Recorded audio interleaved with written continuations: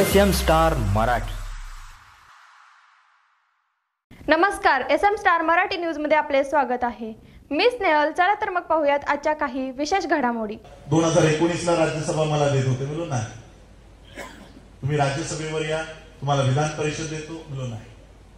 आणि म्हणून मग मागच्या 20 जुलैला बहिष्कृत हितकाणी सभेला 100 वर्ष पूर्ण होत असताना आम्ही निर्णय घेतला की चालवी तर बाबासाहेब आंबेडकरांचीच पार्टी चालवेल, रिपब्लिकन पार्टी ऑफ इंडिया चालवेल, इतर पार्ट्यांचे झेंडे आम्ही हातात घेणार नाही।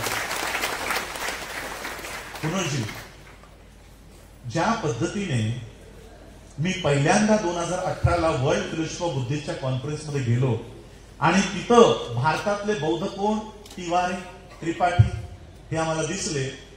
आज रिपब्लिकन पार्टी ऑफ इंडिया मी चालवतोय असं सांगणारा माणूस भारतामध्ये कोण आहे सांगा मला। सांगा, आरपीआय म्हणून संसदेमध्ये कोण दावा करतो की मी बाबासाहेबांचा आरपीआय चालवतोय म्हणून? रामदास।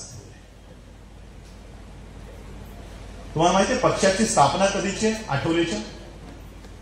तुम्ही जरा नीट रेकॉर्ड तपासा। रिपब्लिकन त्यांच्या पक्षाचं नाव आहे Republican Party of India bracket Athawale. त्या पक्षाची स्थापना आहे 2022। कधी?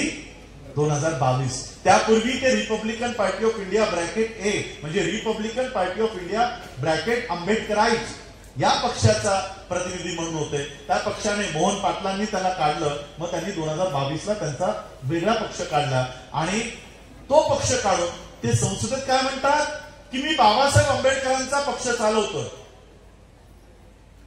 2022 ला बाबासाहेब आंबेडकर यांना सही घेऊन गेले, पण तिथे आमचे खरे प्रतिनिधी नसल्यामुळे तो तिकडे क्लेम काय करतो की मी बाबासाहेबांचा पक्ष चालवतो। आणि म्हणून आता हा आंबेडकर उभा राहिला आहे आणि तो जगाच्या या भारताच्या संसदेत जाऊन सांगणार आहे की हा आठवले नाही, बाबासाहेब आंबेडकरांचा आरपीआय हा आंबेडकर चालवतोय। हे आता भारतातल्या सगळ्यांना ओढून ओढून सांगणार आहे आणि म्हणून हा आरपीआय आता आम्ही उभा केलेला आहे। आत्ताच सकाळीच मला इलेक्शन कमिशनचाही मेसेज आला की आरपीआयची तुमची जी मागणी मान्य आहे ती आम्ही मान्य करतो। ताज्या घडामोडींसोबत अपडेट राहण्यासाठी SM स्टार मराठी न्यूज चॅनलला सबस्क्राइब करा। बेल आयकॉन दाबायला विसरू नका, म्हणजे आमचे अपडेट तुमच्यापर्यंत पोहोचत राहतील।